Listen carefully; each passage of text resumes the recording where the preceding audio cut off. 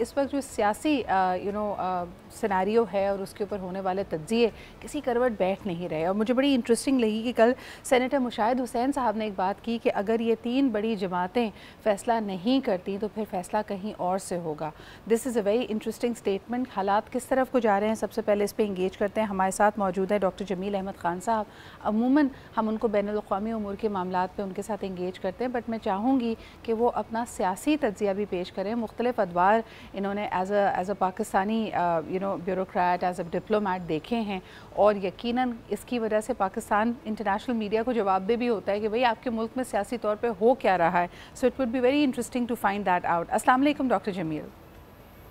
वालेकुम अस्सलाम। सर बहुत बहुत शुक्रिया। किस तरह देखते हैं आप सेनेटर मुशाहिद हुसैन साहब की बात को कि अगर ये तीन बड़ी जमातें आपस में फ़ैसला नहीं करती तो फ़ैसला कहीं और से होगा। इसके साथ साथ उन्होंने तमाम सियासी कैदियों इंक्लूडिंग बानी PTI की रिहाई का भी तकाजा किया है। क्या कहेंगे आप? जी, बहुत कुछ कह गए ये एक जुमले में और चंद अल्फाज में सेनेटर मुशाहिद साहब। और ये दुरुस्त है कि धुंध हर तरफ छाई हुई है और फ़िज़ाओं के रंग तब्दील हो रहे हैं, हवाओं के रुख तब्दील हो रहे हैं, और इनमें अगर सही समत का अख्तियार न किया हमारी सियासी जमातों ने तो फिर हालात ऐसे हो जाएंगे कि चीज़ें इनके हाथ से भी निकल जाएंगी। ये दुरुस्त है। तो लिहाजा देखना तो ये है कि अभी जो हमारी मकदूशियत है, न सिर्फ माशी मकदूशियत है बल्कि सियासी मकदूशियत भी है। तो इन दोनों को अगर मिलाया जाए, इन दोनों का मंबा अगर देखा जाए तो उसमें जाहिर है कि कोई ज़्यादा इनकरेजिंग किस्म की, कोई ज़्यादा हौसला अफजा मंजरनामा नज़र नहीं आ रहा है।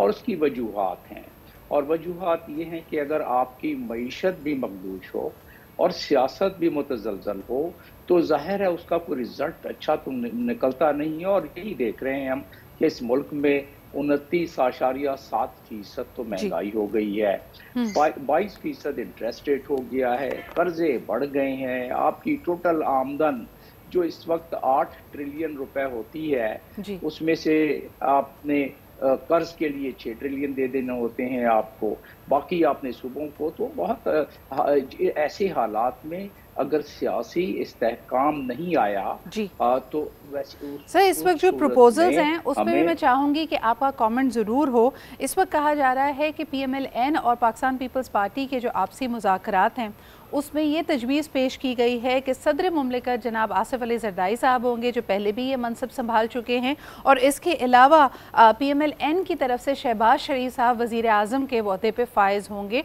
उनका भी ये दूसरा टर्म होगा। कितनी कॉर्डियल और कितनी इफ़ेक्टिव देख रहे हैं आप ये वर्किंग इक्वेशन पाकिस्तान के लिए? नहीं, इसमें इसको दूसरे तनाजुर में देख लें ना। ज़ाहिर है कॉर्डियल तो कोशिश की जाएगी।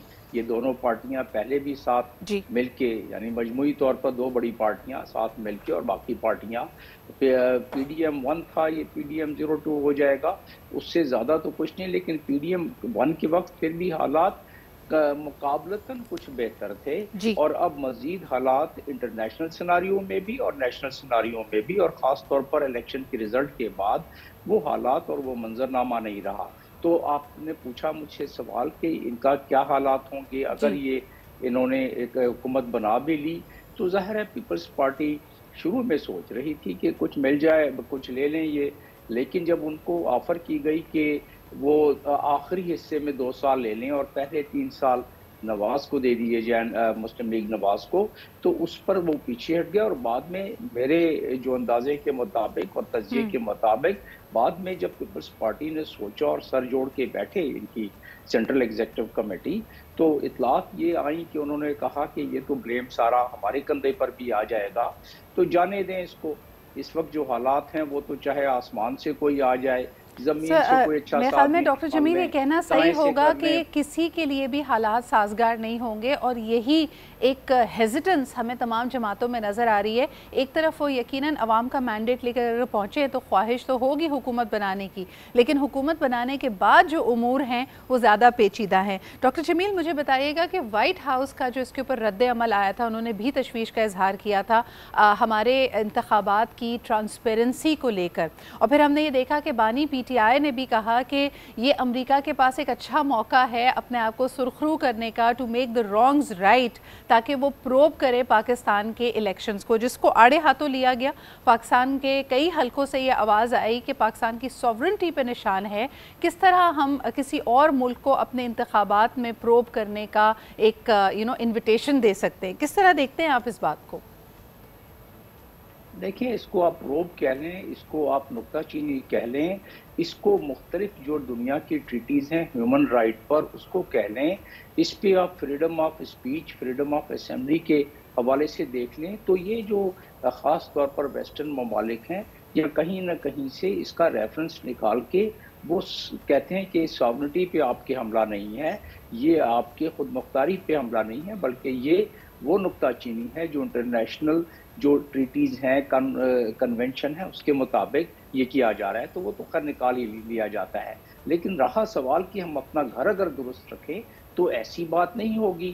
اب سوال یہ ہے کہ کتنی دفعہ کہیں گے کہ آپ ہمارے ساورنٹی پہ حملہ نہ کریں، کیونکہ اگر ہمارے اپنے حالات ٹھیک نہ ہیں اور اگر ہماری اپنی ارتھمیٹک صحیح نہیں چل رہی ہے، فارم 45 کی اور فارم 47 کی، تو جب ہماری جماعت تفریق میں ہی فرق آ رہا ہے تو ہم اپنے پلیٹ میں رکھ کے دنیا یا اقوام کو بتا رہے ہیں کہ ہمارے پاس یہ غلطیاں کی ہیں یا یہ ہم نے اس کو ایک ڈسپیوٹڈ قسم کا معاملہ بنا دیا ہے، تو یہ تو حقیقت ماننی پڑے گی، یہ حقیقت جاننی پڑے گی، اور اس کے بعد اس کا تجزیہ کرنا پڑے گا کہ امریکہ، دیکھیں امریکہ کا انفلوئنس جو ہے ورلڈ بینک پہ، آئی ایم ایف پہ، ابھی آپ نے آئی ایم ایف کے بعد دوبارہ جانا ہے، اس دفعہ 6 بلین آپ نے مانگنے جانا ہے، تو آئی ایم ایف پہ جو انفلوئنس ہے یا ورلڈ بینک پہ یا دنیا کے ڈونر دوسری ایجنسیز ہیں اور ممالک ہیں، اس پہ امریکہ کا ہے۔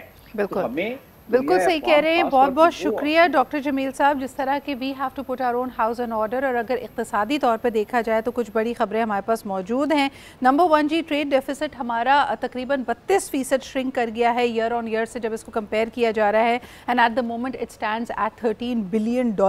اس کے علاوہ ایک بڑی بزنس مین کی ڈیلیگیشن ریاض کے لیے روانہ ہوئی ہے اور ایکسپلور کر رہی ہے مزید اپرچونٹیز، اور انشاءاللہ تعالیٰ اپنے تئیں کوشش کی جا رہی ہے کہ پاکستان میں فوریکس ڈائریکٹ انویسٹمنٹ کو بڑھایا جائے، مزید B2B پارٹنرشپس کو ان پلیس کیا جائے، but all of this requires a stable naan chaotic political environment, جس کا ابھی بھی ہمارے پاس ایک فقدان موجود ہے۔